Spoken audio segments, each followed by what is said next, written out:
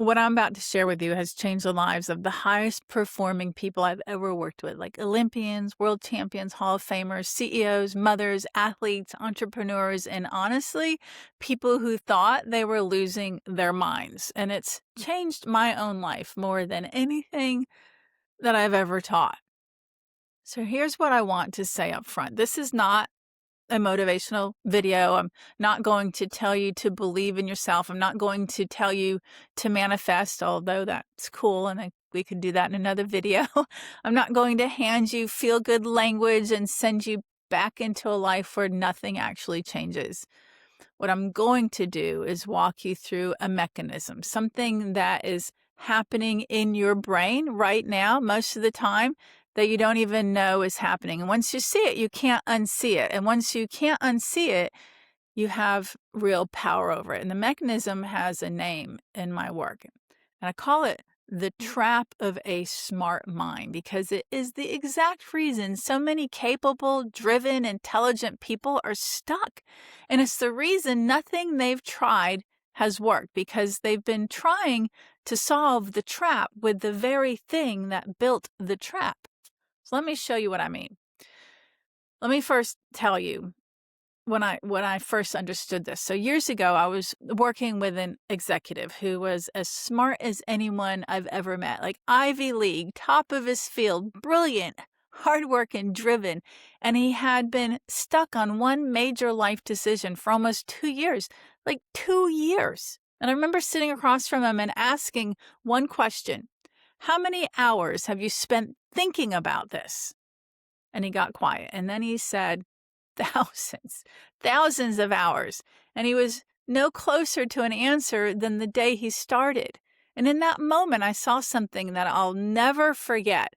The very thing that had made this man successful, his ability to analyze, to break down, to think through, was the exact thing that had him frozen.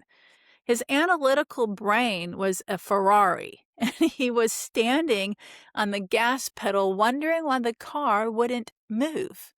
Because a Ferrari can't drive on the road he was trying to drive on.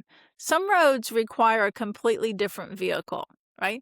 So we did our work together in 6 weeks, not 2 more years, 6 weeks. The answer was there. Not because I gave him better information. He had every piece of information a human could possibly have because I taught him how to stop analyzing long enough for the answer that was already inside of him to come to the surface.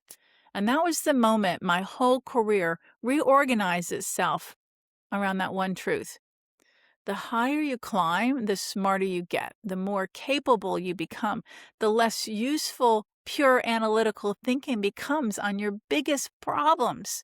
And nobody is teaching you what to do about it, which is what I want to fix today. So let me tell you what's actually happening, because when you see the mechanism, the whole thing clicks. Your brain has two very different processing systems. The first is what I call thinking mode, right? Like analytical, effortful, conscious problem solving. It runs through the prefrontal cortex. It's slow, it's deliberate, it takes input and then evaluates it and produces one output. This is the mode you use to solve a math problem.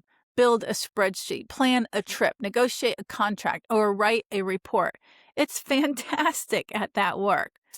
Thinking mode is what got you where you are. It's what won the grades, built the business, closed the deal, solved the problem, kept the family running. But the second system is what I call the knowing mode. This is completely different. It's fast, it's holistic, it's largely subconscious. It's where your intuition comes from. It's how you walk into a room and feel the vibe before anybody speaks. It's how a doctor with 30 years of experience knows something is wrong before the tests confirm it. It's how the answer arrives in the shower after you've given up trying to figure it out. It's how the shot happens, the swing, the putt, the free throw when you weren't thinking about it. It's how you knew deep down before anyone told you that a certain relationship was over or that it was right, or that it was dangerous. Both systems are brilliant, both are necessary, but they are neurologically opposed. When one is running full throttle, the other is suppressed. This is documented in fMRI research, and you can measure it. So here's the trap. The higher you climb, the more you get rewarded for thinking mode. School rewards thinking, work rewards thinking, ambition rewards thinking. Every promotion, every credential, every problem you've ever solved has trained you to reach harder into thinking mode when things get difficult. And it worked for a long time. It got you here. But somewhere along the way, for most high performers, without them realizing it, thinking mode became the only mode you use. Knowing mode got quieter and quieter, and then quiet enough that you forgot it was even there. And here's the part that matters. When you eventually run into a problem thinking mode wasn't built to solve, an emotional problem, a big life decision, a what's my next chapter problem, a why does my body feel like this problem, a why can't I sleep problem, a why is my performance leaking problem, you do the only thing you were ever trained to do. You think harder. And every additional round of thinking suppresses the knowing that would have delivered the answer. You're pushing on the gas pedal of a car that can't drive on this road. And the harder you push, the further you get from the exit. That is the trap of a smart mind. And I want you to really feel what this trap is costing you, because most people don't. And once you feel it, you'll do something about it. It's costing you clarity, right? The decision you've been sitting on for months or even years, the knowing has been trying to reach you. You've been drowning it out with more analysis. The answer isn't waiting for more data. It's waiting for you to stop blocking it. It's costing you performance. Every athlete, every executive, every high performer at the top of their game has felt this. The moment thinking mode just over activates during execution, knowing mode collapses and the trained skill leaks. The golfer with 14 swing thoughts, the shooter replaying every miss, the presenter who over-rehearsed, who now sounds robotic, the CEO who over-strategizes and loses their instinct. It's costing you your peace, because thinking mode, when it's stuck without a solution, doesn't stop. It inflates. It makes the problem bigger. It justifies continuing the search. That's why you make something big out of something small. Why a look becomes a rejection. Why a bad quarter becomes evidence that the whole thing is failing. Why one missed shot becomes proof you've lost it. The story your mind is building around the situation is doing more damage than the situation itself. It's costing you your sleep. You cannot fall asleep in thinking mode. Sleep requires knowing mode dominance. Parasympathetic, subconscious, receptive. And most high performers are stuck in analytical activation the second their head hits the pillow, running scenarios, replaying conversations, planning the next day, dissecting the last meeting. So sleep doesn't come, or it comes shallow and you wake up already behind. And it's costing you relationships because you can't analyze your way into being present with someone. Presence lives in the knowing mode. And the person you love isn't living with you. They're living with your busy, calculating, half-here mind that's still solving the last problem while they're trying to tell you about their day. And it's also costing you your intuition, which is the highest value asset a human can have. And it has been buried under so much analysis for so long that you don't even trust it when it does try to speak. So you go back to thinking, and the intuition gets quieter and the loop gets tighter. And it's costing you your one life, because a life spent almost entirely in thinking mode is a life lived at a distance from itself. You're watching your life through the analytical filter instead of being in it. You are dissecting every moment while it's happening, and you can't fully be in a moment that you're analyzing. That's the cost.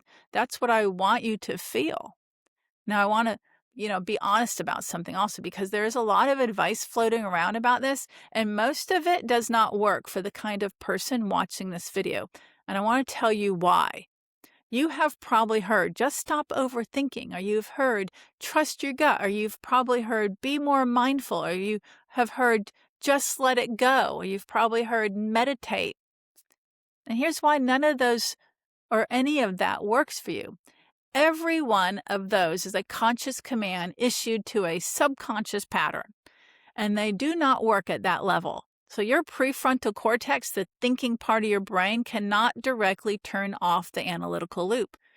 You can know you should stop thinking. You can tell yourself to trust your gut. You can understand that mindfulness would help, and your brain will still be running the same loop it's been running for decades because the analytical loop is not stored in the free prefrontal cortex. It's stored deeper in the subconscious pattern layer that got installed when you were younger. Probably from a moment where you decided that if you could just figure things out fast enough, you'd be safe, or you'd be loved, or you'd be enough, or you'd stay ahead, or you'd avoid the thing that hurt. And your brain, which is brilliant, which loves you, said, okay, we'll analyze everything from now on. That'll keep us safe. And here you are, decades later, still analyzing, still running the same protection strategy. But now it's exhausting you. And no amount of willpower is uninstalling it, because willpower runs inside of thinking mode. And you cannot use the trap to escape the trap. You have to speak to the pattern and the language it was installed in, which is not thoughts. It's sensation and breath and subconscious access. And most importantly, repetition through the same subconscious channel where the pattern lives. And that is why just stop overthinking doesn't work. That is why meditation apps stop working after 2 weeks. That is why smart people who have read every self-help book on this subject are still lying awake at 3 a.m. dissecting an email from Tuesday. The pattern is running below the surface. You have to work below the surface, and that is what I do. That is what my entire framework is built around. Not the surface, underneath. Let me tell you what that working underneath looks like, because I want you to understand what real transformation is, not the pop psychology version. Real transformation is when the analytical loop that used to fire automatically stops firing automatically. It means you sit down to make a decision. You notice you're not spinning on it because the pattern that used to spin has been rewritten.